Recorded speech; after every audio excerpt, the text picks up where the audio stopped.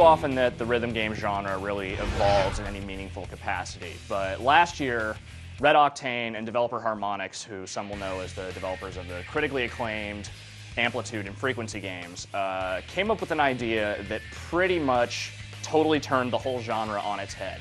And it basically boils down to this: rock death.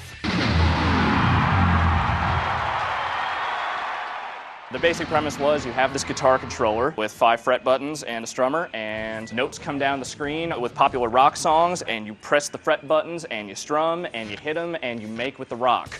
That was it. Basic premise, fantastically executed, great list of songs from all sorts of popular artists. Now Guitar Hero 2 is here, and it basically is just a much bigger package than what the first game had. Just way more songs than ever before, and also a couple of new modes, like cooperative multiplayer, where other players can sort of play rhythm guitar or bass. And a practice mode lets you kind of slow down songs and figure out a lot of the really ridiculous solos featured in the game. The only thing that makes Guitar Hero 2 not necessarily as impressive as what Guitar Hero brought to the table, the song list, just not quite as good. It's a great list, but it just doesn't have quite the same memorable impact that the first game had. Like when you play Guitar Hero, you saw that list of songs and you were just like, whoa. Guitar Hero 2 doesn't really have as many of those wow, that's awesome songs in it. All the songs in the game, for the most part, are really fun to play. They're all very challenging, in fact, way more challenging than ever before. The difference is that the focus isn't as much on memorable riffs and just really, memorable guitar parts, so much as it is just ridiculous solos and crazy speed this time around. The hard difficulty, at least about half of it, is probably equivalent to what Expert was in the first Guitar Hero, and the Expert difficulty really ramps it up a couple of notches and just makes it a fairly taxing experience to try to get through some of these songs. The barrier for entry for newer players is higher. The easy and medium difficulties are still great setups, get you into the game, you only have to play a few notes, it's real basic stuff, but the second you get to hard, it just kind of ramps up real fast. It doesn't ease you into it as nicely as it did in the first game.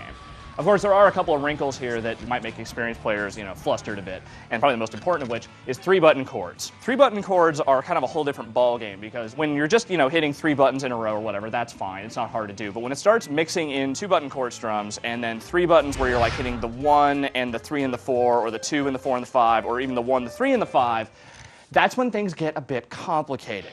Of course, there's the practice mode now to help you sort of kind of get used to these new things. And the practice mode, for all intents and purposes, is just about exactly what you would want from a practice mode in Guitar Hero. Every bit of a song is sort of sectioned out, so what you can do is, if you've really messed up a solo somewhere real bad or whatever, you just didn't know what the hell you were doing, you can just go into the practice mode, select that section or sections, and then slow it down. There are 3 different speeds in this mode, that slow, slower, slowest. And it lets you go through and just see exactly what kind of notes you're up against, what kind of speed you're going to need to do it with, and you won't fail in practice mode, so you can just keep going and going and going. The practice mode is not really good for developing speed, but as far as technique goes, the practice mode really gives you a great way to sort of figure out exactly what the best way to attack a solo is without failing miserably.